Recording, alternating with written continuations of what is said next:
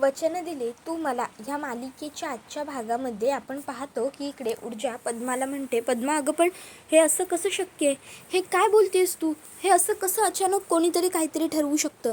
त्यावर पद्मा म्हणत असते, ताई अगं मलासुद्धा तेच तर कळत नाही आहे ना, पण ह्या सगळ्या लोकांनी हे सगळं ठरवलं आहे गं, मला खूप भीती वाटते. ऊर्जा म्हणते, पद्मा हे बघ घाबरू नको, काळजी करू नको, मी सांगते तसं तू कर. घरामध्ये एक काळ्या रंगाची बॅग आहे, ती तू घे आणि निघ. आणि हो, त्या बॅगमध्ये पर्समध्येच तुझा फोन ठेव. आणि तुला कुणी ॲफिडेविटबद्दल विचारलं तर तू सांग सरळ की ते ऊर्जाताईजवळ आहे, लग्न झाल्यानंतर ऊर्जाताईच देईल तुम्हाला, कळलं का. पद्मा म्हणत असते, ताई मला ना ह्या सर्वाची खूप भीती वाटते, मला काहीच कळत नाही आहे. ऊर्जा म्हणते, पद्मा हे बघ घाबरण्याची ही वेळ नाही आहे, आपल्याला आता सगळं अगदी हिमतीने करावं लागणार आहे, घाबरून बसून चालणार नाही, कळतं आहे ना तुला माझं. हां, घाबरू नकोस, टेन्शन तर मुळीच घेऊ नको, मी आहे ना तुझ्याबरोबर, मी तुला काही एक होऊ देणार नाही आहे, कळलं का. त्यावर पद्मा म्हणत असते, ताई अगं पण. त्यावर ऊर्जा म्हणते, पद्मा घाबरू नकोस, तू एक काम कर, तू तिकडे गेल्यावर मला सगळ्यात आधी तुझं लाईव्ह लोकेशन शेअर कर. हां, मला सांग दिव्या तुला काय म्हणाली, लग्न कुठे आहे. त्यावर ती म्हणते, ताई तेच तर, काहीच नाही ना बोलली, फक्त ठाण्याला जायचं आहे, उशीर करू नको, एवढंच बोलली दिव्याताई. त्यावर ऊर्जा म्हणते, ठाण्याला, बरं बरं ठीक आहे पद्मा, ठाण्याला जायचं आहे ना, काही काळजी करू नकोस आणि तू अगदी शांत राहा. हे बघ मी आहे ना, मी तुला काही होऊ देणार नाही आहे, कळलं का तुला, तू अगदी निश्चिंत हो, निवांत राहा. त्याबरोबर मग ऊर्जा हिला शौर्य विचारतो, ऊर्जा काय झालं. त्यावर ऊर्जा म्हणत असते, शौर्य अरे पद्माचं लग्न ती लोक, एक मिनिट, तुला हे सगळं माहीत होतं शौर्य. त्याबरोबर शौर्य म्हणतो, नाही नाही ऊर्जा, मला तरी हे सगळं कसं माहीत असणार आहे, मलासुद्धा ह्या गोष्टी आत्ताच कळत आहेत आणि तुला जेवढा धक्का बसला आहे ना ह्या सर्व गोष्टींचा, मलासुद्धा तेवढाच धक्का बसला आहे, कळत नाही आहे का तुला. त्याबरोबर ऊर्जा म्हणते, शौर्य खरं तर नाही, सगळी चुकी माझीच आहे, माझ्यामुळेच झालं हे सगळं, मी जर काल आईच्या घरी राहायला गेलेच नसते तर हे सगळं काही घडलंच नसतं, यांना प्लॅन करायला वेळ मिळालाच नसता ना. त्याबरोबर शौर्य म्हणत असतो, नाही नाही ऊर्जा, चुकतेस तू, अगं तू जरी काल तुझ्या आईच्या घरी राहायला गेली असशील तरीसुद्धा मी मात्र इथेच होतो की, मला तरी कुठे कळला यांचा काही प्लॅन, म्हणजे यांचा हा जो सगळा प्लॅन आहे ना तो आधीच गुपचूप ठरलेला आहे. त्याबरोबर मग इकडे दिव्या म्हणत असते, बाबा आता सांगा काय करायचं आहे. त्याबरोबर मग हर्षवर्धन म्हणत असतो, एक काम करायचं, हे बघ दिव्याला तू सांगितलंस की आपल्याला ठाण्याला जायचं आहे, मग त्याच्यानंतर तू दिव्याला ठाण्यासाठी घेऊन निघायचं. गाडीत बसल्यावर दिव्या तुला विचारेल की आपण एक्झॅक्ट ठाण्यामध्ये कुठे जातो आहे. मग त्यावर दिव्या म्हणते, मी तिला अगदी शिताफीने पत्ता सांगणारच नाही. त्याबरोबर हर्षवर्धन म्हणतो, नाही हेच चुकतेस, तू तिला पत्ता सहज सांगायचास, पण तिला हे कळता कामा नये की तू तिला पत्ता सहज सांगितलेस, तिला हेच वाटलं पाहिजे की तू तिच्यापासून पत्ता लपवण्याचा प्रयत्न करत असताना चुकून तुझ्या तोंडून पत्ता बाहेर पडला, कळलं. आणि मग तू तिला पत्ता सांगायचास, पत्ता तू सांगितल्याच्या नंतर मग ती ताबडतोब ऊर्जाला तो पत्ता पाठवेल, स्वतःचं लाईव्ह लोकेशन शेअर करेल. मग त्याचवेळी तू तिचा फोन तिच्याकडून काढून घ्यायचा आणि तो फोन काढून घेऊन बंद करून टाकायचा आणि तो स्वतःच्या ताब्यात ठेवायचा, समजलं. त्याबरोबर दिव्या म्हणते, हो समजलं. बाप रे बाबा, अहो हे सगळं तर खूपच जास्त कॉम्प्लिकेटेड आहे हो. त्यावर हर्षवर्धन म्हणतो, कॉम्प्लिकेटेड आहे, ठीक आहे मग सोडून दे, मी माझं काय करायचं ते बघून घेईन. त्यावर लगेचच दिव्या म्हणते, नाही नाही नाही बाबा नाही, अहो कॉम्प्लिकेटेड असलं तरी मी जमवेन, मी करून दाखवेन. त्यावर हर्षवर्धन म्हणत असतो, दिव्या एक गोष्ट लक्षात ठेव, काहीही झालं, अगदी काहीही, तरी ह्या सगळ्यामध्ये अजिबात चूक करू नकोस, समजलं ना. त्यावेळी मग दिव्या म्हणते, हो बाबा. हर्षवर्धन तिला ताबडतोब तो पत्ता देतो. तर दिव्या ही आता हर्षवर्धनला विचारते, पण बाबा मला कळलं नाही, ते म्हणजे हे सगळं आपल्याला करायचं कधी आहे, नाही म्हणजे तुम्ही आत्तापासूनच तयारीला लागायला सांगताय म्हणून विचारते. त्यावर हर्षवर्धन म्हणतो, कधी करायचं आहे म्हणजे आत्ता, लगेच, ताबडतोब, कळलं का, जा आत्ताच्या आत्ता पद्माला घ्यायला जायला निघ. त्यावरती म्हणते, काय बाबा आत्ता आहे हे सगळं, अहो पण मग मी घरात. त्यावर हर्षवर्धन म्हणतो, घरात कोणाला काहीही सांगू नकोस, समजलं. तर दुसऱ्या बाजूला ऊर्जा म्हणत असते, शौर्य अरे ही लोक आत्ता आत्ता कसं काय पद्माचं लग्न लावून द्यायला निघू शकतात, ते सुद्धा काही वेळात. त्याबरोबर शौर्य म्हणतो, ऊर्जा तू रिलॅक्स हो बरं. पहिली गोष्ट मला सांग, ते लोक कुठे जात आहेत, एक्झॅक्ट लोकेशन काय, पत्ता काय. त्यावर ऊर्जा म्हणत असते, शौर्य तेच तर काही माहीत नाही आहे ना मला. अरे त्या लोकांनी पद्माला सुद्धा काहीही सांगितलेलं नाही आहे. पद्माला त्यांनी फक्त ठाणे एवढंच सांगितलं. मग पुढे आपण काय करायचं आहे शौर्य. त्यावर शौर्य म्हणतो, ऊर्जा काळजी करू नकोस, कुठल्याही परिस्थितीत आपण पद्माला काही होऊ द्यायचं नाही आहे. चल ठाणे कळलं ना आपल्याला, आपण एक काम करू, गाडी काढू आणि ताबडतोब ठाण्याच्या दिशेने निघू. तोपर्यंत पद्मा तुला नक्की पुढचा काहीतरी लोकेशनचा मेसेज पाठवेल आणि तू तिला लाईव्ह लोकेशनसुद्धा पाठवायला सांगितलंच आहेस ना, त्यामुळे तेव्हासुद्धा आपलं काम सोपं होणारच आहे. आपण इथे बसून राहण्यापेक्षा जर पुढे गेलो ना, तर नक्कीच आपल्याला काहीतरी मदत मिळेल. चल. त्यावर ऊर्जा म्हणते, हो शौर्य तुझं अगदी बरोबर आहे, चल निघूया आपण. त्याबरोबर मग इकडे आता रिक्षात बसल्याच्यानंतर पद्मा आणि दिव्या ह्या दोघीजणी निघालेल्या असतात. पद्मा ही एकदम तिची ती काळी बॅग जीवाला कवटाळून बसलेली असते. त्यावेळी दिव्या ती बॅग काढत म्हणत असते, पद्मा अगं अशी काय बसली आहेस, जरा रिलॅक्स कम्फर्टेबल बस ना. त्यावर पद्मा म्हणते, नाही नको दिव्याताई, मी अशीच कम्फर्टेबल आहे, मला असं बरं वाटतं आहे, मी ठीक आहे अशीच. त्याबरोबर लगेचच आता दिव्या म्हणायला लागते, अगं अशी काय करतेस तू पद्मा, बस कम्फर्टेबल. त्यावर ती म्हणते, नाही नको, मी खरंच कम्फर्टेबल आहे. त्यावर मग दिव्या म्हणते, आणि हे काय, ही बॅग अशी कवटाळून का घेतली आहेस, बॅग सोडून दे ना खाली. त्यावर ती म्हणते की नाही नको माझी असू दे माझ्याजवळ. त्यावर दिव्या म्हणते, बरं बाई बरं ठीक आहे, आणि ही पिशवी निळ्या रंगाची, ह्याच्यात काय आणलं आहेस एवढं. त्यावर ती म्हणते, त्या विक्रांतच्या आईने दिलेल्या साड्या वगैरे आहेत त्यामध्ये. त्यावर लगेचच दिव्या म्हणते, अगं पद्मा हे सगळं तू नसतं आणलं तरी चाललं असतं, हॉलवर ऑलरेडी सगळी तयारी झालेली आहे. त्यावर पद्मा म्हणते, दिव्याताई कोणतं हॉल आहे हो. त्यावर पद्माला दिव्या म्हणते, त्याच्याशी तुला काय करायचं आहे पद्मा, तुझं लग्न झाल्याशी तुला मतलब.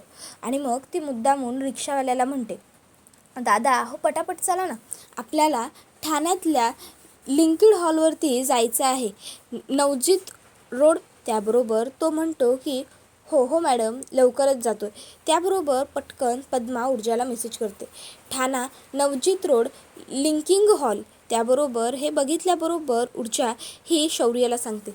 आता दिव्याच्या लक्षात येतं की पद्माचा मेसेज करून झाला आहे. त्याबरोबर दिव्या तिचा फोन काढून घेत म्हणते, पद्मा अगं काय चाललं आहे तुझं, ते बरं इकडे तुझा मोबाईल, आणि आता अगदी शांत राहा हां. त्यावर पद्मा म्हणते, अहो ताई पण माझा मोबाईल कशाला घेतलात.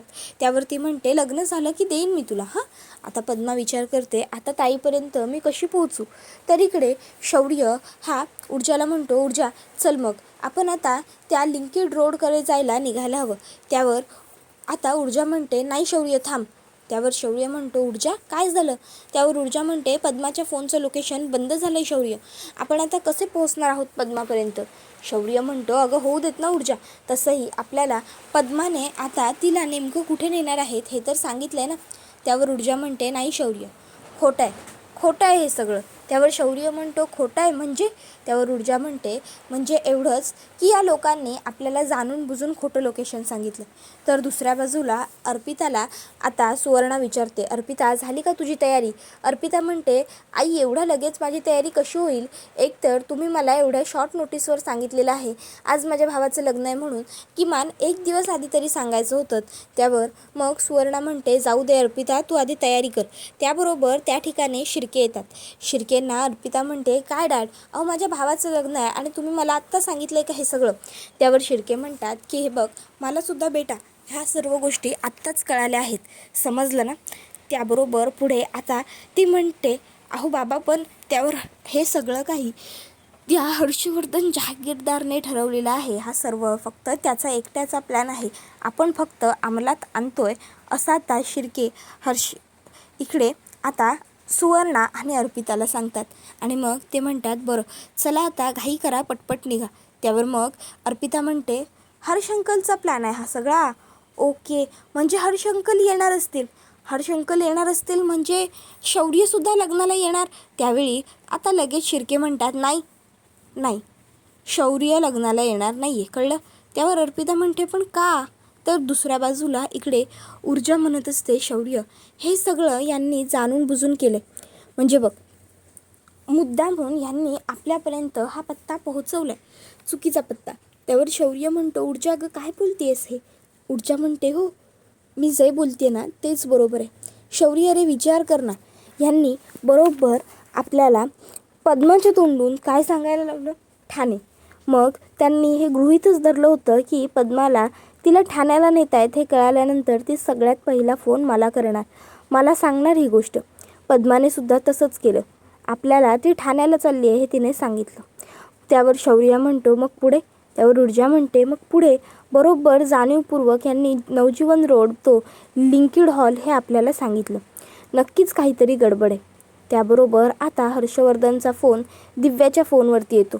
हर्षवर्धन दिव्याला म्हणतो, दिव्या आता काहीच बोलू नकोस. मी तुला जेवढे प्रश्न विचारेन तेवढ्याची उत्तरं फक्त मला हो आणि नाही या 2 शब्दांमध्ये दे, समजलं? त्यावर दिव्या म्हणते हो.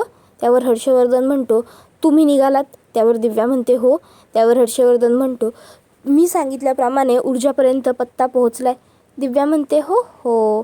त्याबरोबर हर्षवर्धन म्हणतो तू पद्माचा फोन काढून घेतलास, स्विच ऑफ केलास? त्यावरती म्हणते हो हो. त्यावर मग पुढे हर्षवर्धन म्हणतो आता मी तुला जे सांगतोय ते नीट ऐक. आता पद्माला ठाण्याच्या लोकेशनला न्यायचं नाही आहे, मी जिथे सांगतोय तिथे घेऊन जायचं आहे, चेंबूरला. त्यावर दिव्या म्हणते काय चेंबूरला? त्यावर मग आता हर्षवर्धन रागवतो आणि म्हणतो मी सांगितलं होतं ना ओरडू नको म्हणून, कशाला ओरडलीस? आता मी काय सांगतोय ते शांतपणे फक्त ऐकून घे. तिला चेंबूरला घेऊन जायचं आहे, कळलं? चेंबूरला लिंकिड रोड आणि नवजीत रोड लिंकिड हॉल, समजलं? त्यावरती होकार देते आणि फोन कट करते. तर आता दिव्या म्हणत असते काय झालं पद्मा? त्यावर पद्मा म्हणते ताई अहो आपण तर आता चेंबूरला जातोय, आपण तर आधी ठाण्याला जाणार होतो ना. त्यावर ती म्हणते अगं तुला काय करायचं आहे वेन्यूशी, तुला तुझं लग्न झाल्याशी महत्त्व. तर इकडे ऊर्जा शौर्याला म्हणत असते शौर्य हे बघ, ती लोक ही अशी जागा निवडणार नाही जिथे खूप जास्त रश असेल, ट्रॅफिक असेल. हे बघ ठाण्यामधला नवजीवन रोड तर आपल्याला सगळ्यांनाच माहिती आहे, तिथे नेहमीच किती गर्दी आणि किती रश असतं. त्यामुळे तिथून बाहेर पडणं आपल्याला शक्य होणार नाही आहे. याच्यानंतरनं आपल्याला ट्रॅफिक मिळणार, ट्रॅफिक मिळाल्याच्या नंतरनं पुढे पार्किंगचा इश्यू होणार. हे सगळं हर्षवर्धन, जहागीरदार आणि शिर्के यांना माहिती आहे. म्हणून जाणून बुजून त्यांनी आपल्यापर्यंत हा चुकीचा वेन्यू तिथला पोहोचवला आहे. नक्कीच काहीतरी गफलत आहे. शौर्य लग्न कुठेतरी वेगळीकडेच होणार असेल, त्यामुळे आपल्याला ठाण्याला जायला नको. आपण तिकडे ठाण्याला जाणार आणि मग आपल्याला कळणार की तिकडे काहीही नाही आहे, पद्माचं लग्न तर कुठेतरी दुसरीकडेच आहे. आणि मग आपण दोघंजणं फक्त शोधाशोध करत राहणार आणि आपल्या हातात काहीच नाही लागणार. त्याबरोबर शौर्य म्हणतो हो ऊर्जा, मी खरं तर या सर्व गोष्टींचा विचारच केला नव्हता, पण मग आता आपण नेमकं करायचं काय, कसं पोहोचायचं पद्मापर्यंत? त्यावर ऊर्जा म्हणते तोच तर विचार मी सुद्धा करते ना शौर्य, काहीही करून मला पद्मापर्यंत पोहोचायचंच आहे, पण कसं हे सुचत नाही आहे. पण मी पद्मापर्यंत नक्की पोहोचेन काहीही करून. त्यावेळी शौर्य म्हणतो ऊर्जा तू नाही, आपण, मी सुद्धा आहे तुझ्याबरोबर. ऊर्जा म्हणते शौर्य अरे पण. शौर्य म्हणतो ऊर्जा मला जरी तुझ्या काही गोष्टी पटत नसल्या तरीसुद्धा मी कायम तुझ्याबरोबर होतो या केसमध्ये आणि यापुढे सुद्धा असणार आहे, कळलं? त्यावर ऊर्जा म्हणते शौर्य पहिले तर आपल्याला लोकेशन शोधून काढावं लागणार आहे पद्माचं. मला कळतच नाही आहे की आपण पद्माचं लोकेशन कसं हॅक करायचं. शौर्य हा विचार करायला लागतो, ऊर्जासुद्धा विचार करत असते आणि मग ती 5-2 मिनिटांनी म्हणते शौर्य. त्याबरोबर शौर्य म्हणतो बोल ना काय झालं? ऊर्जा म्हणते काही चुकीचं तर घडणार नाही ना? शौर्य म्हणतो नाही गं, नक्कीच नाही. मग आता ऊर्जा म्हणते अरे पण मला काही सुचत नाही आहे, आपण कसा मिळवायचा पत्ता? त्यावर शौर्य म्हणतो एक व्यक्ती आहे ऊर्जा, जी आपल्याला पत्ता देऊ शकते. ऊर्जा म्हणते कोण? शौर्य म्हणतो अर्पिता. खरं तर अर्पिता आता इतक्या साध्या भोळ्या मुलीचा असा फायदा घ्यायचा हे मला पटत नाही आहे, ते सुद्धा विक्रांतसाठी. पण माझ्याकडे काहीच पर्याय नाही आहे शौर्य, आपल्याला हे करावंच लागेल. त्याबरोबर मग शौर्य हा फोन हातामध्ये घेतो. इतक्यात ऊर्जाच म्हणते नाही नको, उगाच आपण अर्पिताचा फायदा नको घ्यायला, आपण बघू दुसरा काही मार्ग निघतोय का. तर इकडे शिर्के हे त्यांच्या माणसाला सांगत असतात लग्नाची सगळी तयारी व्यवस्थित झाली पाहिजे, सर्व बाहेरच्या अरेंजमेंट करून ठेवल्या आहेस. बरं चला आता लवकर निघायला हवं. इतक्यात त्या ठिकाणी लगेचच विक्रांत आलेला असतो. विक्रांत चिडचिड करतच आलेला असतो. तो म्हणतो ओ गॉड, हे काय लग्न आहे का डॅड? अहो काय हे, माझ्या चेहऱ्यावर ना ग्लो आहे ना काय, असं कुठे लग्न लावतात का? एकुलता एक मुलगा आहे ना मी तुमचा. त्यावर मग लगेचच शिर्के म्हणतात, ए गप्पा बस रे, तुला काय त्या मुलीबरोबर आयुष्य घालवायचं नाही आहे, समजलं ना. मला फक्त आणि फक्त त्याबरोबर मग लगेचच आता विक्रांत काय विचारतो. त्यावर शिर्के म्हणतो की मलासुद्धा हे सगळं माहीत नव्हतं. मला पण आत्ताच हे सगळं अचानक कळलं. हे सगळं त्या हर्षवर्धन जहागीरदारांनी ठरवलं आहे. त्यांनी सांगितलं आहे की माझ्या प्लॅनच्या शिवाय काहीही घडता कामा नये. सगळं प्लॅनप्रमाणे व्हायला हवं. म्हणून हे सगळं चाललं आहे. एकदा का आपल्या हातात ॲफिडेविट आलं की नाही की त्याच्यानंतर मग सगळेच प्रश्न सुटतील. मग आपल्याला जे हवं आहे आपण ते करू शकतो. कळलं ना. बरं चला, आता आपल्याला उशीर व्हायला नको. चेंबूरच्या नवजीवन रोडवरती जी नवीन आपली जागा आहे ना, आपली नवीन प्रॉपर्टी, नवीन बंगला, तिथे हे लग्न होणार आहे. त्याबरोबर मग आता लगेचच हे सगळेजण घरातनं बाहेर पडू लागतात. तर दुसऱ्या बाजूला इकडे पूर्वाचा ऊर्जाला फोन आलेला असेल. पूर्वा म्हणत असेल की जाऊ दे मी निघते, आणि ती घाईघाईनेच गेली असेल. असो, घाईघाईने जरी गेली असली तरी ही मुलगी दरवाजा लावायला कसं विसरली. जाऊ दे, काही कामाच्या गडबडीत असेल आणि चुकून राहिलाही असेल. मी नंतर करते. आणि मग आता ती लगेचच तिचं खोलीमध्ये पद्मा कुठे हे बघायला घेते. आता ती बघत असते पद्मा पद्मा, पण पद्मा काही दिसत नाही. मग ती पद्मा गेली कुठे हा प्रश्नाचा विचार करू लागते. नंतर तिच्या डोक्यात टुपेटते की कदाचित पद्मा कामावर तर गेली नसेल ना तिच्या जुन्या. हो, बरं झालं. जर कामावर गेली असेल तर एका अर्थी हे बरंच झालं. तसंही तिची घराबाहेर पडण्याची भीती तर मोडली. असो, मला आता बचत गटाच्या बायकांचा हिशेब करून ठेवला पाहिजे. खूप दिवस झाले हिशेबच केलेला नाही आहे व्यवस्थित. एकदाचा बसून अंकांनी बोटांवर हिशोब केला की कशा सर्व गोष्टी मार्गी लागतील. माझी पर्स, अरे इथेच तर लावते मी माझी नेहमी पर्स. मग आज माझी पर्स जागेवर कशी नाही आहे? कुठे गेली बरं माझी पर्स? मी कुठे ठेवली? पद्मा लावून गेली असेल का माझी पर्स? पण पद्मा का घेईल ना माझी पर्स? नाही, नक्की पद्मा काही संकटात तर नसेल ना, काही गडबड तर नसेल ना. तर दुसऱ्या बाजूला शौर्य ऊर्जाला म्हणतो, ऊर्जा, अर्पिता. त्याबरोबर ऊर्जा म्हणते, काय? त्यावर शौर्य म्हणतो, हो ऊर्जा, अगं अर्पिताचा फोन येतोय. त्यावर ऊर्जा आता शौर्यकडे बघत असते. शौर्य ऊर्जाकडे बघत असतो. ऊर्जा शौर्याला म्हणते, शौर्य उचल, किमान ती मुलगी काय म्हणते ते बघ तरी. मग शौर्याचा ऑप्शन 0 होतो आणि शौर्य म्हणतो ठीक आहे. आणि मग तो फोन उचलतो आणि लगेचच अर्पिताला म्हणतो, हॅलो, बोल ना अर्पिता. अर्पिता विचारते, शौर्य तू कुठे आहेस? त्यावर मग शौर्य म्हणतो, मी कामासाठी बाहेर आलो आहे. तू बोल ना, काही काम होतं का? त्यावर ती म्हणते, शौर्य अरे असं काय करतोयस? आज आपल्या विक्रांतचं लग्न आहे पद्माबरोबर. त्यावर शौर्य म्हणतो, काय? विक्रांतचं पद्माशी लग्न? अगं मला तर या सगळ्याबद्दल काहीच माहीत नाही आहे. त्यावर ती म्हणते, अरे तुलाच काय, आम्हालाही कोणाला काहीच माहीत नव्हतं.